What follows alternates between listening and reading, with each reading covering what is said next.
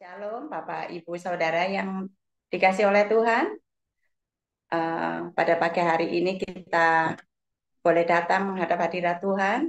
Kita akan memuji Tuhan karena kita mempunyai Tuhan yang sungguh sangat baik kepada kami semuanya.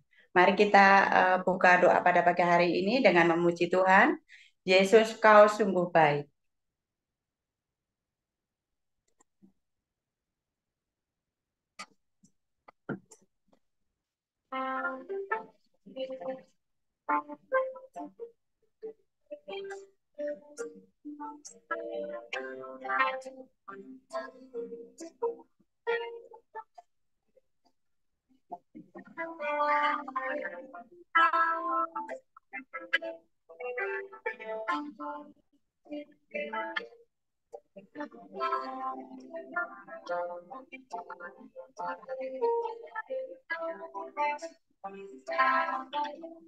Yesus, kau sungguh baik. Yesus, namamu indah. Yesus, kucintakan selalu, ku tinggikan, ku agungkan selamanya. Yesus, kau sungguh baik. Yesus, namamu indah. Yesus, ku cintakan selalu, ku tinggikan, ku agungkan selamanya. Ku mau memujimu, ku selalu memujimu, ku mau menyembahmu, ku selalu kau yang layak terima semua pujian kemuliaan hanya bagi Tuhan.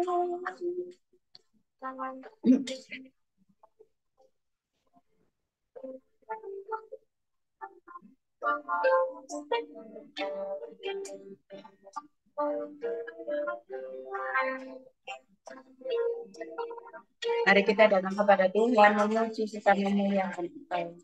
Karena Engkau adalah Allah yang sungguh baik buat kami.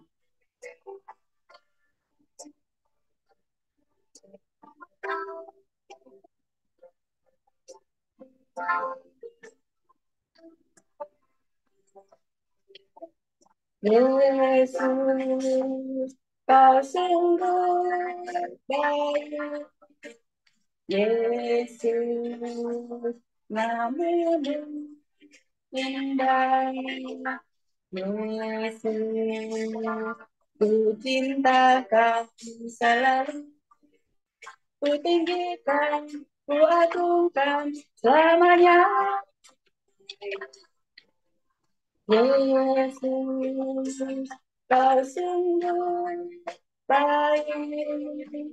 Yesus, namamu indah. Yesus, ku cinta kau selalu, ku tinggikan, ku agungkan selamanya. Ku mau memujimu,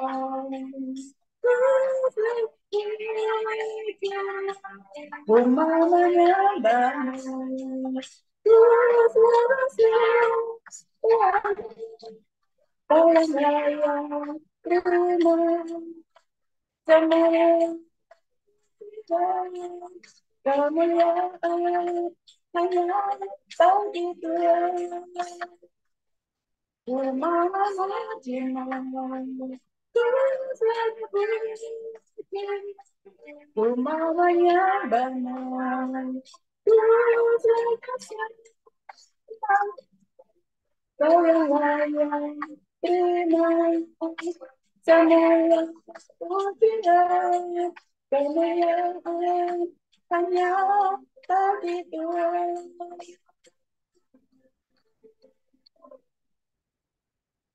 Mari kita berdoa bersama-sama. Ya Allah Bapa kami yang di surga, Allah yang sungguh baik, Allah yang selalu mengasihi kami. Engkau adalah Allah yang luar biasa bagi kami. Terima kasih Tuhan Yesus untuk penyertaan-Mu ya Tuhan kepada kami semua. Sehingga pada pagi hari ini Tuhan, kami boleh datang menghadap hadirat Tuhan dengan tubuh yang sehat. Terima kasih Tuhan Yesus, Engkau mengasihi kami lebih dari apa yang semuanya kami pikirkan Tuhan. Terima kasih Tuhan Yesus, kami berserah kepadamu pada pagi hari ini Tuhan. Kami boleh Engkau sucikan dan kuduskan Tuhan. Setiap hati kami yang boleh datang kepada Tuhan. Ampuni kami Tuhan akan kesalahan kami. Sehingga kami boleh layak menghadap hadirat Tuhan. Biarlah Tuhan Yesus akan menerima juga puji-pujian yang kami naikkan Tuhan Yesus. Kami juga mau berdoa Tuhan untuk doa-doa yang akan kami panjatkan. Biarlah Tuhan Yesus boleh menolong kami.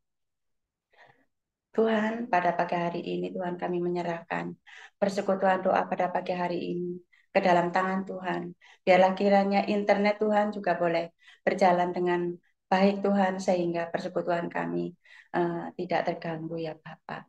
Terima kasih Tuhan Yesus, hati kami yang rindu Tuhan pada pagi hari ini boleh Engkau jamah, Engkau sucikan kami Tuhan. Terima kasih Tuhan Yesus, kami menyerahkan semuanya ke dalam tangan Tuhan, dalam nama Tuhan kami Yesus Kristus, Tuhan dan Juru Selamat kami yang hidup, kami sudah berdoa. Haleluya. Amin. Kami akan mendengarkan firman Tuhan yang akan disampaikan oleh Ibu Dwi. Kita akan memuji Tuhan. Penuhkan bersamaku.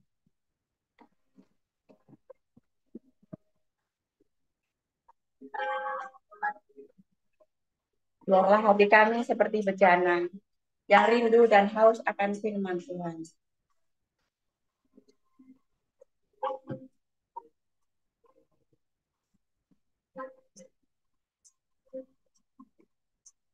Aku datang dan bersejuk di hatimu, ku rasakan indah kiranya telah kudekat hatiku dan seluruh jiwaku untuk menikmati firman. Firman yang kuasai untuk membangun sifat hati. Firman yang terjadi di saat ku terjatuh. Penuh-penuh perjalaku dengan aku firman.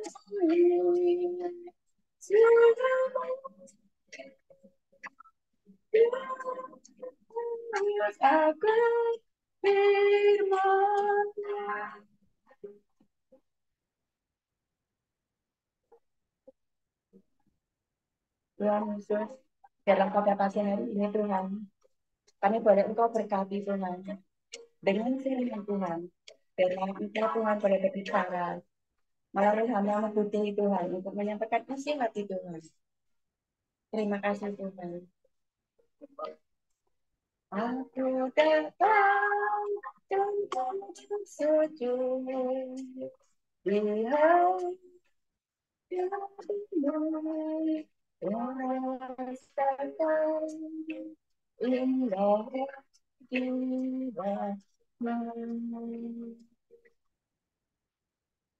Lagi datang makan hatiku dan untuk nikmati firman-Mu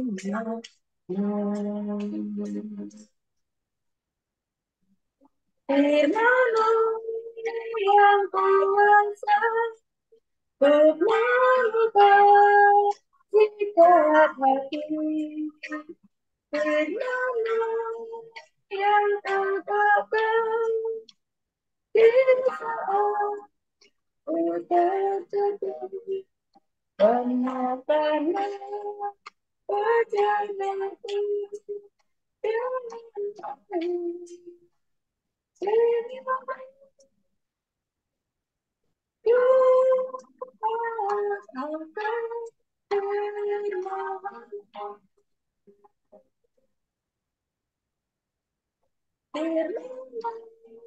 yang kuasa untuk mengubah sikap hati. Firman yang terdapat di doaku terjadi. Benar-benar berjalanku dengan air.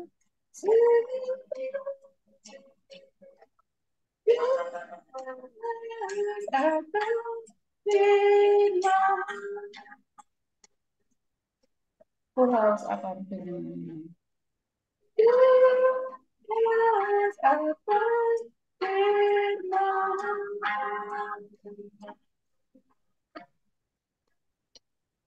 Saya serahkan kepada Ibu Dwi. Mari kita berdoa. Tuhan, kami sangat bersyukur bila pada pagi hari ini kami boleh bertemu bersama melalui sarana yang Tuhan berikan kepada kami, sehingga kami boleh bersekutu untuk bersama-sama memuji Engkau. Dan sebentar kami akan mendengarkan firman-Mu ya Tuhan, kiranya Engkau berkenan membuka hati dan pikiran kami, dan Roh Kudus yang akan mengurapi kami untuk menerjemahkan firman-Mu di dalam kehidupan kami. Sehingga firman-Mu ini menjadi pelita dalam hidup kami untuk menemani kami, menuntun kami di dalam perjalanan kami. Dan kami dapat melakukan kebenaran firman-Mu dalam bimbingan Roh Kudus. Kami menyerahkan waktu ini ke dalam tangan kasih Tuhan, biarlah semuanya berada dalam kendali Tuhan. Terpujilah Engkau Tuhan Yesus, di dalam nama-Mu kami berdoa. Amin. Selamat pagi Bapak Ibu yang dikasihi Tuhan. Dalam masa Prapaskah ini saya mengajak kita semua untuk meneladani sikap dari salah satu murid Tuhan Yesus yang memilih untuk tetap setia dan tetap dekat dengan Tuhan Yesus apapun dan bagaimanapun kondisi yang dihadapi. Murid tersebut adalah seorang perempuan yang bernama Maria Magdalena. Nah, Maria Magdalena ini namanya tertulis di dalam keempat Injil. Nanti kita akan membaca beberapa ayat dari Matius, Markus, Lukas, juga Yohanes. Kita akan membaca terlebih dahulu dari Injil Lukas pasal 1 sampai pasal 8 ayat 1 sampai dengan 3. Lukas 8 ayat 1 sampai 3, saya akan membacakannya untuk kita semua. Tidak lama sesudah itu, Yesus berjalan berkeliling dari kota ke kota dan dari desa ke desa, memberitakan Injil Kerajaan Allah. Ke-12 muridnya bersama-sama dengan dia, dan juga beberapa orang perempuan yang telah disembuhkan dari roh-roh jahat atau berbagai penyakit, yaitu Maria yang disebut Magdalena, yang telah dibebaskan dari 7 roh jahat, Yohana istri Kusa, bendahara Herodes, Susana, dan banyak perempuan lain. Perempuan-perempuan ini melayani rombongan itu dengan kekayaan mereka. Nah, tentang Maria Magdalena. Maria Magdalena adalah seorang perempuan yang di dalam hidupnya itu sangat dekat dengan Tuhan Yesus. Tentunya selain dari Maria, Ibu Tuhan Yesus sendiri yang juga sangat dekat dengan Tuhan Yesus. ayat yang kita baca tadi menunjukkan tentang siapa Maria Magdalena dan bagaimanakah kehidupannya sebelum serta setelah berjumpa dengan Tuhan Yesus. Maria Magdalena ini berasal dari kota Magdala, yaitu kota yang terletak di pesisir Danau Galilea, dekat Tiberias. Nah, merupakan kota makmur yang terkenal hasil perikanannya yang melimpah. Nah, orang Romawi menghancurkan kota ini karena moral dari masyarakat atau orang-orang yang hidup di kota ini itu sangat buruk. Dan Maria Magdalena berasal dari daerah yang image-nya itu sudah sangat buruk. Di dalam Lukas pasal 8 ayat 2 yang kita baca tadi, kita mengetahui latar belakang Maria Magdalena, yaitu saya ulangi lagi pembacaannya, beberapa orang perempuan yang telah disembuhkan dari roh-roh jahat atau berbagai penyakit, yaitu Maria yang disebut Magdalena, yang telah dibebaskan dari 7 roh jahat. Lalu di dalam Markus pasal 16 ayat 9 juga disebutkan setelah Yesus bangkit pagi-pagi pada hari pertama minggu itu, ia mula-mula menampakkan dirinya kepada Maria Magdalena. Nah, daripadanya Yesus pernah mengusir 7 setan. Sebelum ia berjumpa dengan Yesus, Maria Magdalena adalah seorang yang hidup di dalam penderitaan. Dituliskan baik di dalam Lukas maupun di dalam Markus tadi, ia dikuasai oleh 7 setan atau 7 roh jahat. Nah, bayangkan satu saja itu setan yang menguasai hidup manusia itu sudah luar biasa ya, hebohnya gitu ya, luar biasa rusaknya orang itu. Nah, apalagi ini 7. Nah, bagi orang Yahudi angka 7 itu ya angka yang sempurna. Kita bisa membayangkan ini menggambarkan satu penderitaan yang luar biasa gitu ya di dalam hidup seorang Maria Magdalena. Sebelum berjumpa dengan Tuhan Yesus, hidupnya sangat kacau, sangat berantakan, tidak berharga, tidak diperhitungkan di dalam masyarakat. Tentunya ia menjadi seorang yang tertolak, menjadi orang yang dipinggirkan, bahkan dihindari oleh banyak orang. Dan tentunya hal ini membuat Maria Magdalena tidak akan pernah memiliki masa depan yang baik. Hidupnya benar-benar berada di dalam kegelapan. Maria Magdalena semula hidupnya dikuasai oleh setan atau oleh roh jahat. Digambarkan sebagai manusia yang hidup tidak dengan kesadaran yang utuh. Dikuasai oleh hal-hal yang tidak disadari olehnya, yang semakin lama akan semakin menyeret dirinya jauh dari kehidupan yang normal atau dari kehidupan yang wajar. Hidupnya bukan miliknya, tetapi milik dari yang menguasainya, yaitu roh jahat atau setan.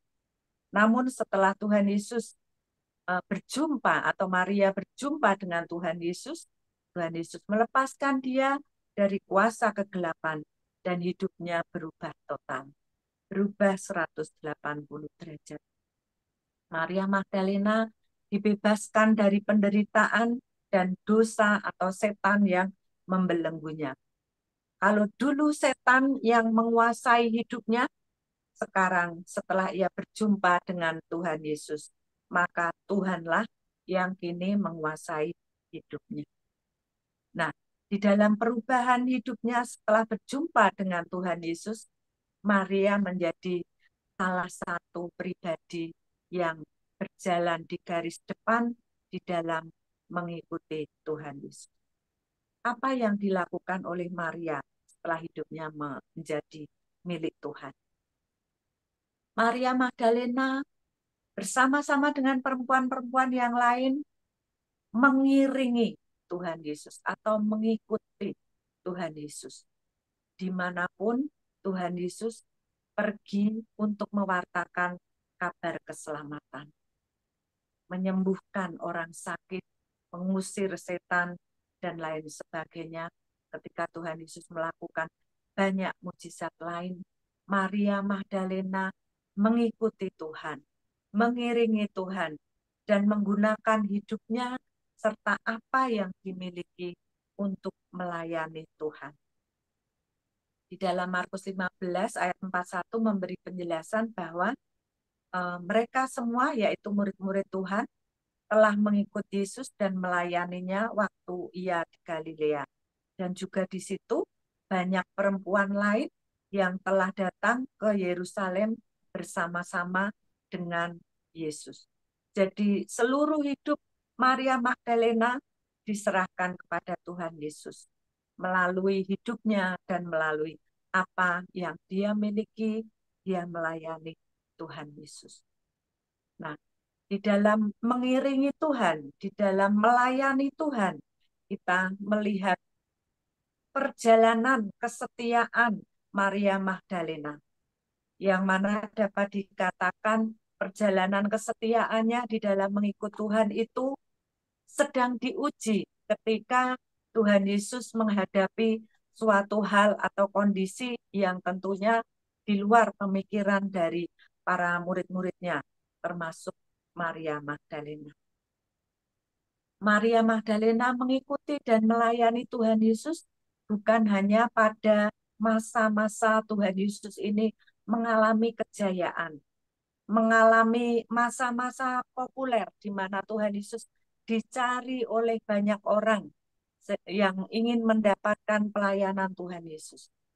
Melainkan saat Tuhan Yesus diarak, dibawa ke tempat kepenghakiman, dan berada di dalam penghakiman, dihinakan, disakiti, dan digiring menuju Golgota, sampai Tuhan Yesus mati disalibkan, Maria Magdalena tetap bersama-sama dengan Tuhan Yesus. Sementara itu di dalam Markus 14 ayat 50 dituliskan juga, lalu semua murid itu meninggalkan dia dan melarikan diri. Yaitu ketika Tuhan Yesus ditangkap di Taman Getsemani. Murid-murid yang lain banyak yang melarikan diri. Banyak yang meninggalkan Tuhan Yesus. Karena mereka takut dengan situasi yang ada dan takut pula dengan apabila mereka juga turut ditangkap. Terlebih-lebih para pria sangat riskan untuk ditangkap. Maria Magdalena bersama perempuan yang lain tetap memilih untuk mengiring Tuhan Yesus sampai di kayu salib. Markus 15 ayat 40 mengatakan, ada juga beberapa perempuan yang melihat dari jauh, di antaranya Maria Magdalena, Maria ibu Yakobus muda dan Yoses serta Salome.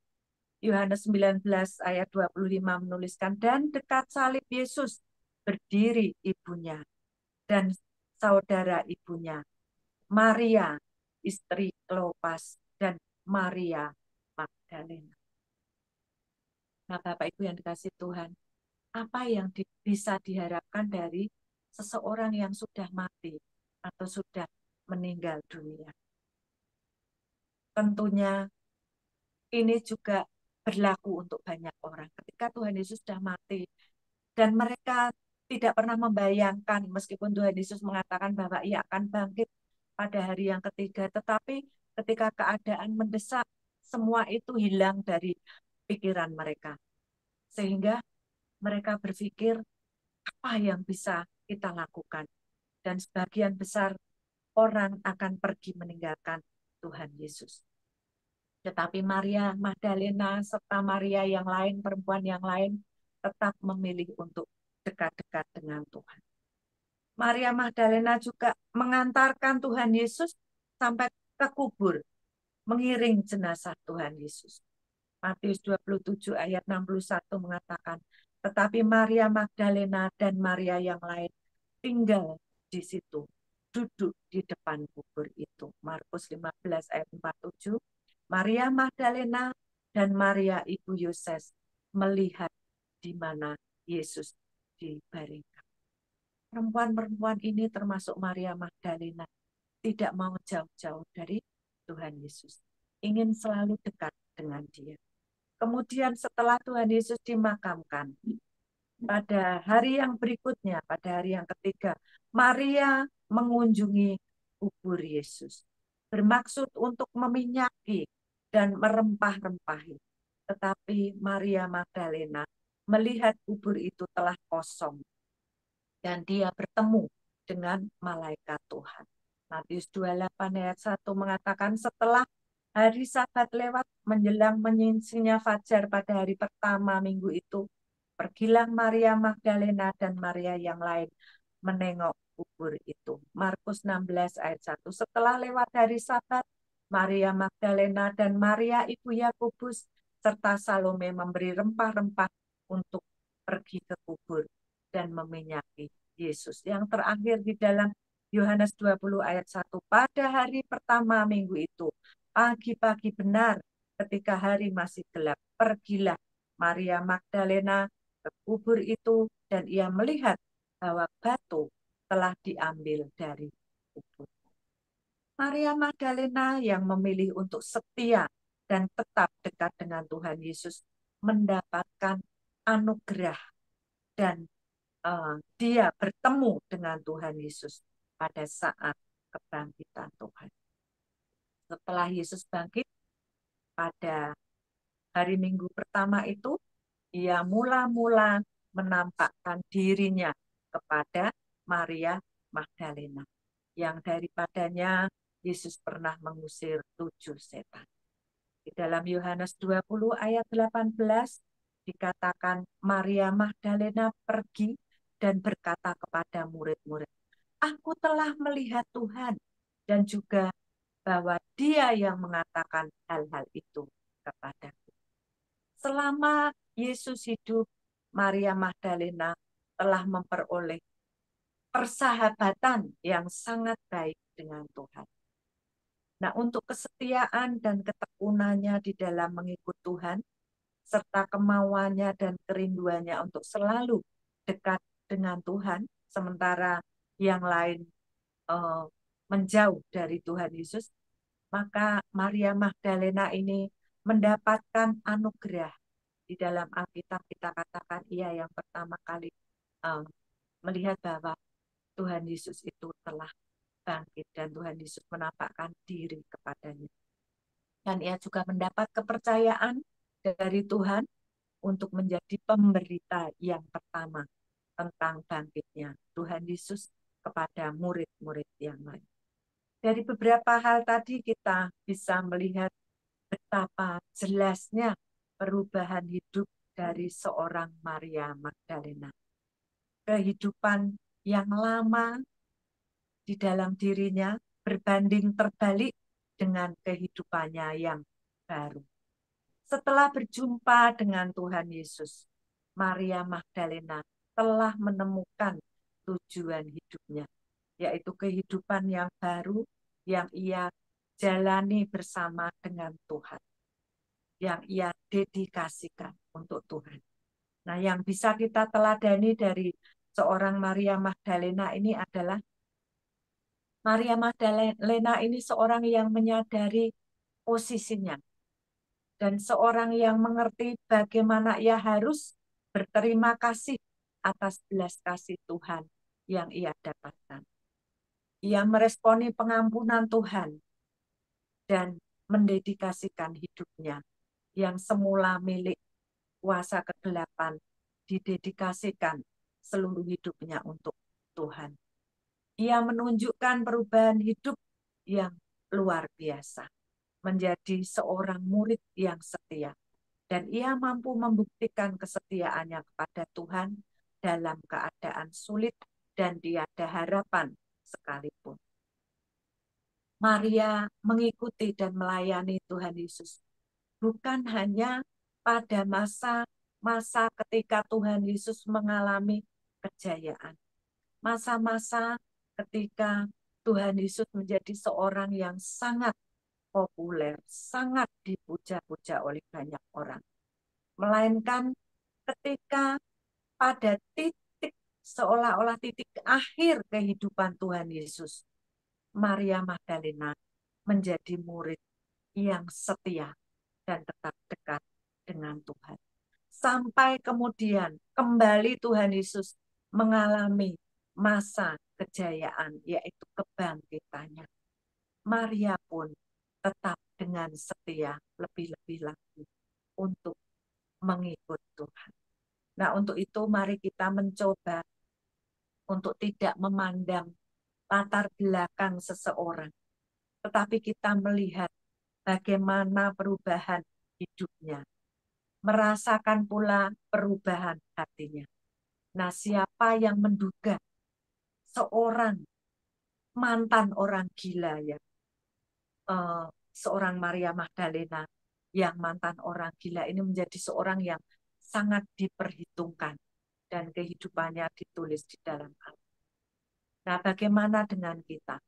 Tentu kita semua punya masa lalu masing-masing. Minimal kita dulu adalah manusia yang berdosa, yang membutuhkan pengampunan Tuhan. Dulu kita adalah milik dari kuasa kegelapan. Mungkin kita dulu hidup menjadi milik kita sendiri dengan melakukan hal-hal yang seperti dituliskan sebagai kehidupan manusia lama yang penuh dengan dosa. Dan Tuhan Yesus telah melakukan pekerjaan yang besar untuk hidup kita.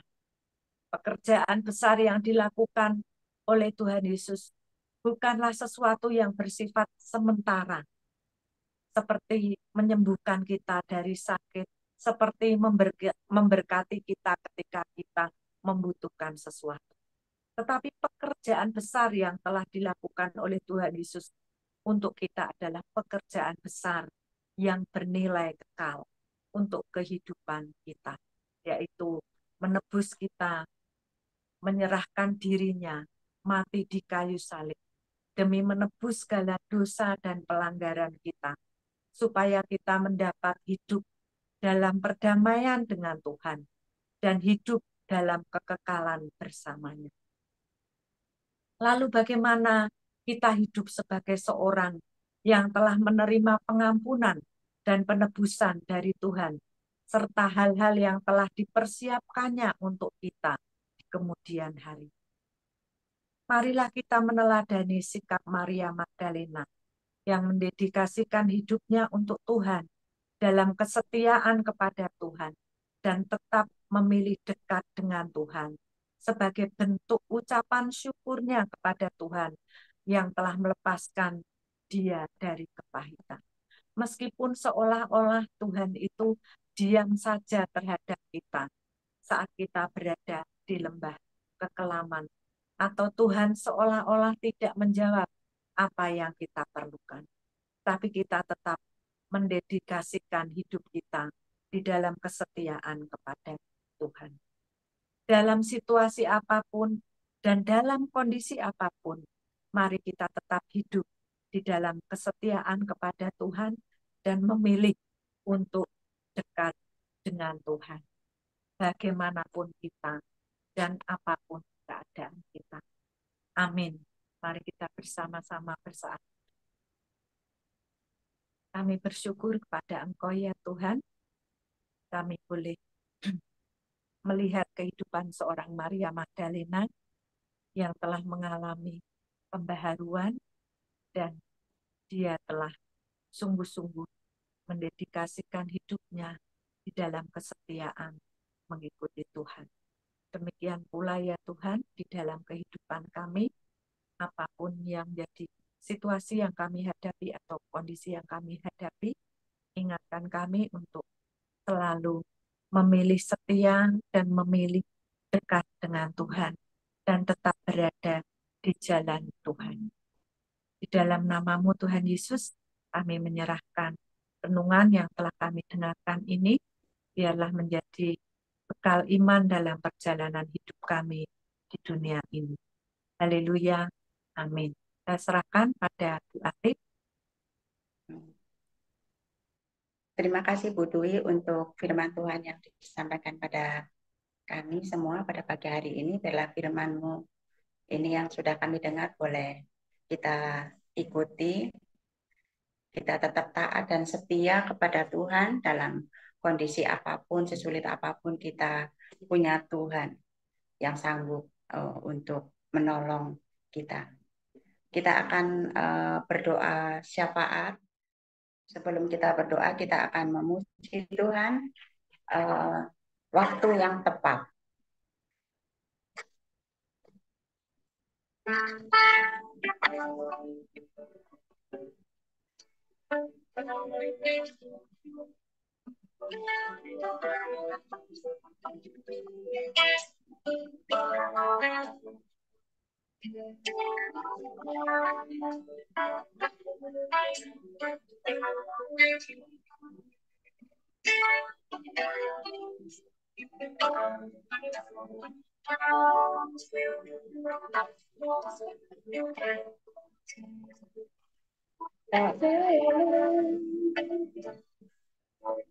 Tuhan menjawab doa, mengundi yang terbaik di waktu yang tepat. Izinkanlah Tuhan untuk penyelesaian yang mengetahui menjadimu oleh karena berita.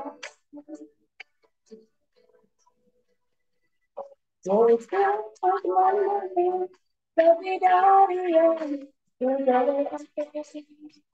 Yesus, lebih dari yang mengatakan banyak yang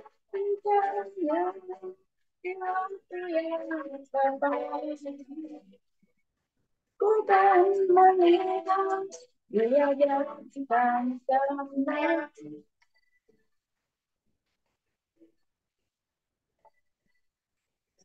Tuhan selalu menjawab doa kita di waktu yang tepat. Tuhan juga menjawab doa kita terkadang lebih dari yang kita harapkan. Karena kita mempunyai Allah yang tidak pernah ingkar janji.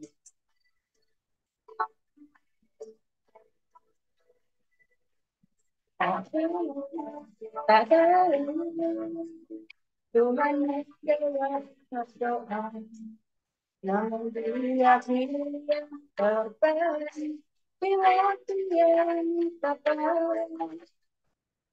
Izinkanlah Tuhan untuk bekerja yang tak menjadimu orang yang tak percaya. Yesus mengenal yang berdoa. Yesus menjawab yang dan yang sayangnya bukan Tuhan jadikan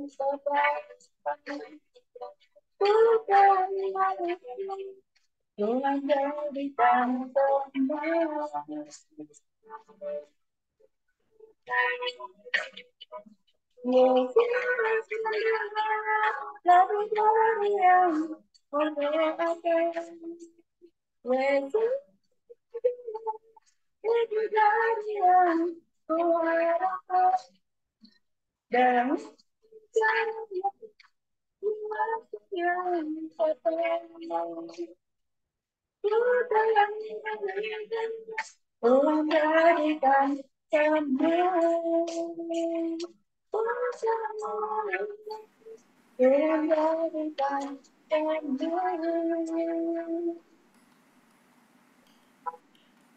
Mari kita membawa pokok doa kita.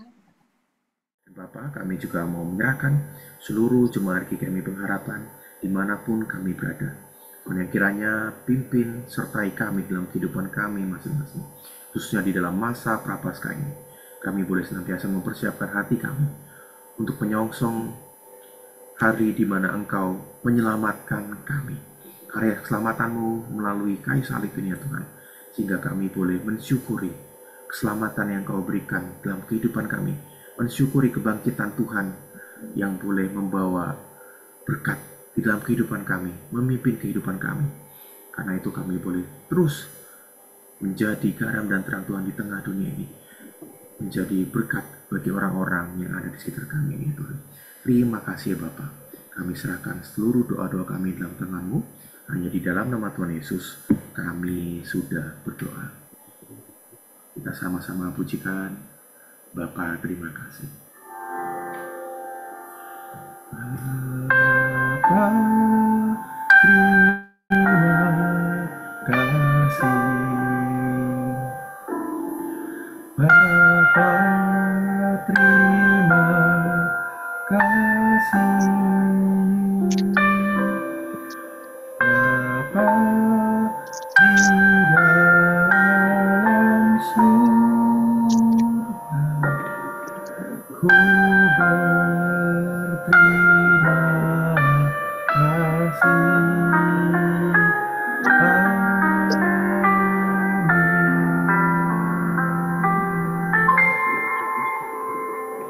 Selamat pagi, silakan mengambil waktu teduh sebentar.